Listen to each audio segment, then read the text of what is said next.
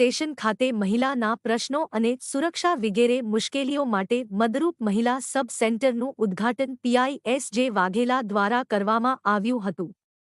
ગુજરાત સરકાર મહિલા અને બાળ વિભાગ દ્વારા ડભોઈ શહેર તાલુકા માટે મહિલા સબ સેન્ટર પોલીસ સ્ટેશન ખાતે ચાલુ કરવામાં આવ્યું હતું, જેનું આજ રોજ ઉદ્ઘાટન પીઆઈ એસ.જે. વાઘેલા દ્વારા કરવામાં આવ્યું હતું। આ પ્રસંગે ડોક્ટર પ્રરિષ્ઠ વાઘેલાએ જણાવ્યું હતું કે ડભોઈ શહેર તાલુકામાં મહિલાઓ ના પ્રશ્નની મદદ માટે સામાજિક, ઘરેલું, કાયદાકીય દહેજ પ્રથા, પોલીસ કામગીરી વગેરે પ્રશ્નની જરૂર હોય તે માટે મહિલાઓની મુશ્કેલી હોય મદદ આ સેન્ટર પરથી મળી રહેશે તે હેતુથી આજરોજ આ સેન્ટર ખુલ્લું મૂકવામાં આવ્યું છે, જેનો મહિલાઓએ તકલીફ અને મુશ્કેલી સમયે લાભ લેવા વિનંતી કરવામાં આવી હતી।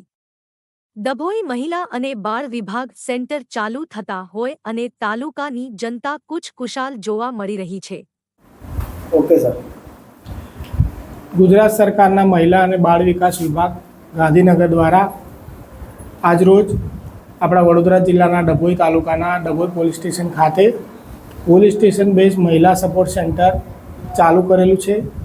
આ સેન્ટર મહિલાઓને કાઉન્સેલિંગ, મહિલાઓને લગતા કોઈપણ સામાજિક અને કૌટુંબિક પ્રશ્નો, કાયદાકીય પ્રશ્નો, ઘરેલું હિંસા, દહેજ પ્રથા તેમજ મહિલાઓને અન્ય પોલીસ કામગીરી તેમજ તેમની પારિવારિક હિંસાથી થતા કોઈપણ પ્રકારના પ્રશ્નો હોય તેનું સુખદ સમાધાન થઈ શકે તેમજ તે લોકોને કોઈપણ પ્રકારની કાઉન્સેલિંગની જરૂર હોય તે શુભ હેતુથી સરકારશ્રી દ્વારા ડભોઈ તાલુકાની અંદર આજ રોજ આ સેન્ટરનું ઉદ્ઘાટન કરવામાં આવેલ છે।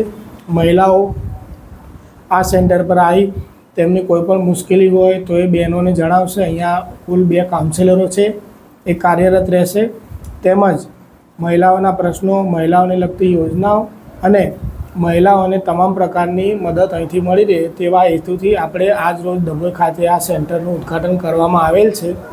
અને આ પ્રસંગે ડભોઈ પોલીસ સ્ટેશનના પીઆઈ શ્રી સંજયસિંહ વાઘેલા સાહેબ તેમજ હું doctor Parikshit Vaghela, protection officer Vadodara તેમજ મારા સાથી મિત્ર અને અન્ય કર્મચારીઓ ઉપસ્થિત રહેલ છે, જે બદલ હું સૌને શુભેચ્છા પાઠવું છું।